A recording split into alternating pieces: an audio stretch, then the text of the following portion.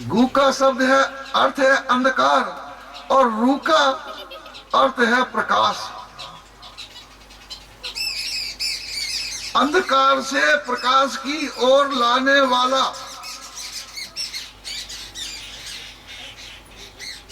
गुरु है। अंधकार में डालने वाला गुरु कभी नहीं हो सकता।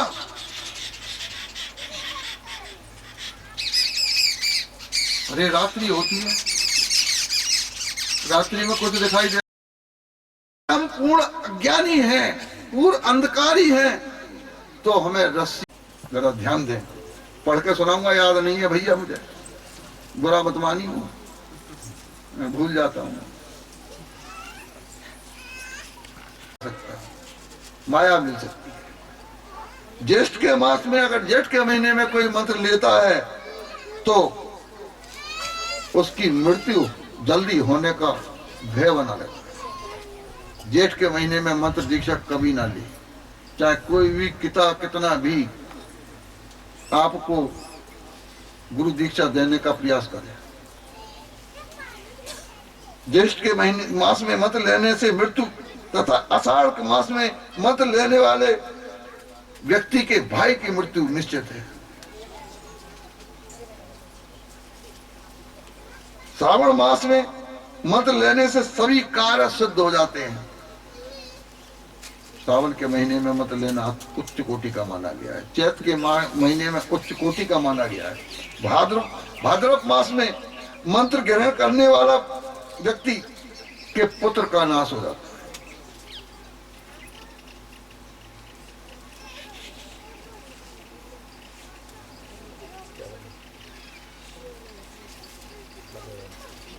खर अश्विन मास, कुआर के महीने में मंत्र लेने वाला व्यक्ति सिद्धि को प्राप्त करता है। कार्तिक के महीने में मंत्र लेने वाले को ऐश्वर्य प्राप्त होता है, वो कहीं किसी से हार नहीं सकता। अघन के मास में महीने में मंत्र लेने वाले व्यक्ति के शत्रु प्रबल हो जाते हैं। लोग कहते हैं ना, महाराज शत्रु ज्यादा आ गए। अगैन के महीने में अगर मंत्र दीक्षा ली गई है तो उसको मंत्र, जितना मंत्र जपेगा शत्रु उसे उतना ही सताने लगेंगे, शत्रु बढ़ जाते हैं।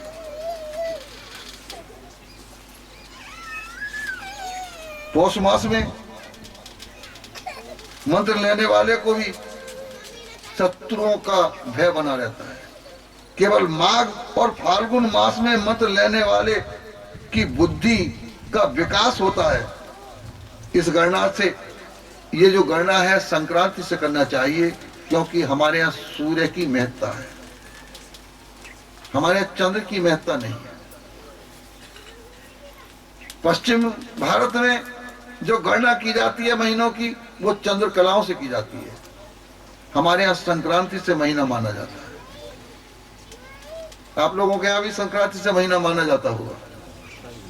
तो ये गणना, मासों की गणना संक्रांति से करना चाहिए। अब ये महीनों की गणना के बाद में दिन की भी गणना कह रहे हैं। रविवार, बुधवार और बृहस्पतिवार तथा शुक्रवार मंत्र ग्रहण करने के लिए अति उत्तम है। कौन कौन से दिन बताए मैंने? रविवार, बुधवार और बृहस्पतिवार। शुक्रवार बहुत अच्छे माने गए हैं।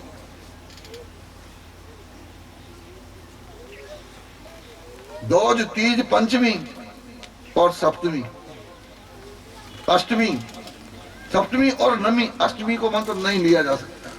द्वादशी को मंत्र लिया जा सकता है और पूर्णमासी को मंत्र लिया जा सकता है। ये शास्त्रीय नियम है। अति उत्तम है। संध्या के समय बादल छा रहे हो, बिजली कड़कड़ा रही हो, ऐसे समय अगर ये भूकंप आ रहा हो या अन्य उपद्रव प्रकृति में हो रहे हो, आंधी तूफान आ रहे हो, ऐसे समय भी मंत्र नहीं लेना चाहिए।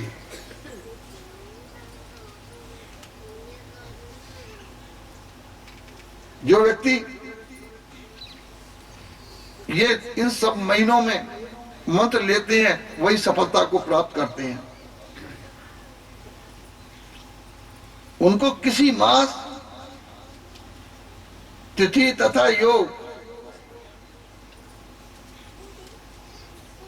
ग्रहण के समय अगर मंत्र दीक्षा ली जाती है बहुत उत्तम प्रकार की।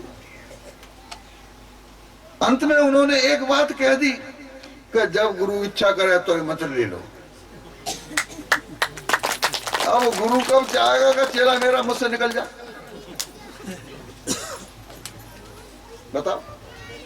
अंत में इसमें एक बात कह दी, सबका निचोड़ करके इसमें वैशाख जेठ आषाढ़ सावन सबको दिया है, नक्षत्र भी दिए हैं, बहुत बड़ा व्याख्यान है, मैंने शॉर्टकट से सुना दिया।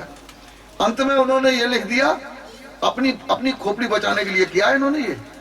कहीं इन लेखकों पर आज के जो गुरु परंपरा बनाने वाले लोग हैं ना, वो हावी ना हो जाए, बोले तुम तो हमारी रोजी रोटी मार रहे हो। अंत में उन्होंने लिख दिया कि जिस दिन गुरु की कृपा बन जाए उसी दिन मंत्र ले लो, चाहे भला हो या ना हो। तो दीक्षा का भी विधान है। अब दीक्षा लेने से पूर्व खाली ऐसा ही नहीं है कि चेला को बुलाया मंत्र को दीक्षा दे दी, इसमें भी गवाहों की आवश्यकता पड़ती है। जिस प्रकार ब्रह्मा विष्णु के विवाद में शंकर भगवान की आदि और अंत का पता लगाने के लिए दो गवाहों की आवश्यकता पड़ी थी, एक गाय की और एक कंचकी के फूल की ब्रह्मा को। ठीक इसी प्रकार से मंत्र दीक्षा लेने के लिए भी हमें गवाहों की आवश्यकता होती है। मंत्र लेने वाले दिन नवग्रहों की स्थापना किसी ब्राह्मण के माध्यम से किया जाए, वही विधान होता है मंत्र का, मंत्र दीक्षा का, जो आप नामकरण संस्कार में, उपनयन संस्कार में या विवाह संस्कार में नियम बनाते हैं। उन ग्रहों को साक्षी करके, क्योंकि जिस दिन मंत्र दिया जाता है और जो गुरु मंत्र देता है उस समय मंत्र लेने वाला विष्णु स्वरूप होता है और मंत्र देने वाला शिव होता है। मंत्र की दीक्षा देने वाला शिव है और मंत्र की दीक्षा लेने वाला विष्णु स्वरूप होता है। हमारे यहाँ पद की तो गरिमा है। वर्दी का सिपाही है, वर्दी का दरोगा है, वर्दी का कप्तान है, वर्दी का तहसीलदार है, और वर्दी ना हो तो हम सब बराबर है। इस वर्दी के कारण ही तो यहाँ ऊंचे बैठे हो, तुम नीचे बैठे हो हैं? और वर्दी हमारी उतर जाएगी तो हम नीचे रह जाएंगे हैं? यही तो परंपरा हमारे नियम है शास्त्रों का। तो गवाहों के रूप में हम विधि विधान से नवग्रह आदियों का पूजन करके, आह्वान करके, मां भवानी को, मां शिव को साक्षी बना करके मंत्र की दीक्षा लेते हैं तो 101% हमारा कल्याण होता है। इस लोक में भी हित होता है और परलोक में भी हित होता है। हम स्वर्गगामी बनते हैं। किसी कारण त्रुटिवश यदि हमसे मंत्र रटते रटते कोई पाप भी हो गया और हमें किसी योनि में जन्म लेना पड़ा तो हमें श्रेष्ठ योनि प्राप्त होगी। हम निकृष्ट योनि में जा ही नहीं सकते क्योंकि हमने नियम अनुसार कार्य किया। बोल शंकर भगवान की। हर हर महादेव शंभो काशी विश्वनाथ गंगे। हर हर महादेव शंभो काशी विश्वनाथ गंगे। हर हर महादेव शंभो काशी विश्वनाथ गंगे। महादेव शंभो काशी विश्वनाथ गंगे। हर महादेव शंभो काशी विश्वनाथ गंगे। काशी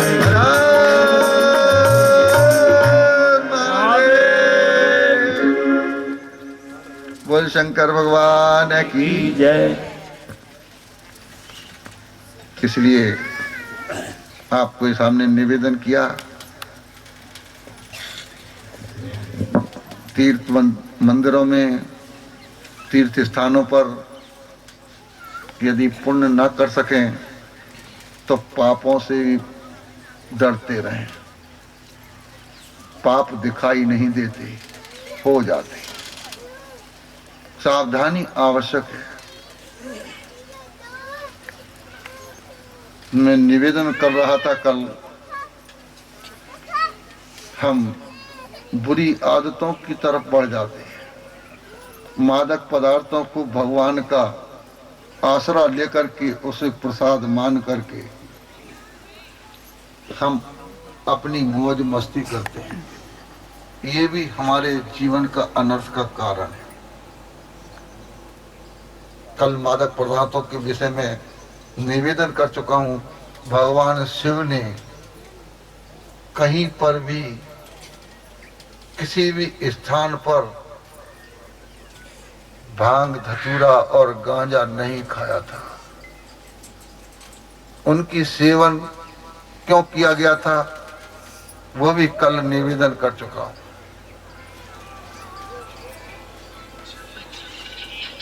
एक पहलू बाकी रह गया था, उसको भी निवेदन करूंगा। क्यों हम उसे इन चीजों से प्रसन्न हो जाते हैं। पहला कारण तो यह था कि विष पान के बाद भगवान शिव के मस्तिष्क में जो गर्मी उत्पन्न हुई थी, उसको शांत करने के लिए बेलपत्र, भांग, धतूरा, अकौआ का लेपन किया गया था। दूसरा कारण इसका यह है कि भगवान शंकर का जब विवाह हो रहा था और भगवान शंकर दूल्हा बन रहे थे, कैलाश पर्वत पर कोई ऐसी रेडीमेड सामग्री नहीं थी जो आज के युग में है। कोई दुकान भी नहीं थी। तो उनके गणों ने, श्रृंगी और भृंगी नामक दो गणों ने उनके श्रृंगार करने के लिए, उनको मुकुट बनाने के लिए दो खड़े कर दिए धतूरे के फूल, बीच में लगा दिया कौआके का फूल। उनको श्रृंगार करने के लिए बेलपत्री लगा दी, दूर्वा लगा दी और भगवान को दूल्हा बनाया गया था। और जब उनके स्वरूप का दर्शन किया था और जो बेलपत्री इत्यादि गिरी थी, तो लोगों ने उठा उठाकर उनको प्रसाद मान करके खाना शुरू कर दिया। उस समय उसे प्रसाद बनाकर कुछ ही लोगों ने, जो मादक पदार्थों का सेवन करते थे, उन्होंने किया। लेकिन आज के युग में कोई काली के नाम से, कोई भैरव के नाम से, कोई शिव के नाम का प्रसाद बना करके ये अपवित्र वस्तुएं खाता है।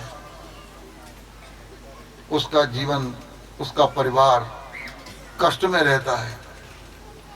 ये शुद्ध शाकाहारी व्यक्तियों के लिए भोज्य पदार्थ नहीं है। मानस में भी एक शब्द आया है, आहारा। हनुमान जी कहते हैं विचार करना, ये आहारा। आहारा का मतलब तो हो गया, हनुमान जी का नाम ले तो रोटी ना मिलेगी, तो फिर हनुमान जी का नाम लेगा कौन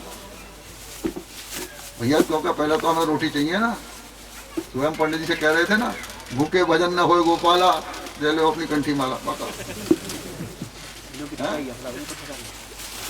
भूखे भजन न हो, हम तो कह देते हैं। तो हनुमान जी कह रहे हैं, प्रात ले जे नाम हमारा, तई दिन ताए न मिले आहारा। तो ये आहारा क्या बवाल है? बाबा तुलसीदास जी ने ये आहारा क्यों लिख दिया? क्यों लिख दिया आहारा? अब हम इस पे दूसरे पहलू पे देखते हैं, ये आहारा क्या है। हम लोग क्या करते हैं, भोजन, कोई कहता है रोटी खा ले, कोई भोजन कहता है, कोई प्रसाद कहता है, कोई भिक्षा कहता है। इनका सबका स्वरूप अलग अलग है। रोटी तो वही है। मैं निवेदन कर चुका हूं पूर्व सत्र में कि यदि हम अपनी रसोई को बनाए और भगवान के सामने रख दें और उठाकर ला करके उस सारे सामान को दाल में दाल डाल दें, चावल में चावल मिला दें, रोटी में रोटी मिला दें, हलवा में हलवा मिला दें, तो वो क्या हो जाएगा, वो क्या हो जाएगा, वो प्रसाद हो जाएगा। और प्रसाद कैसा लगता है,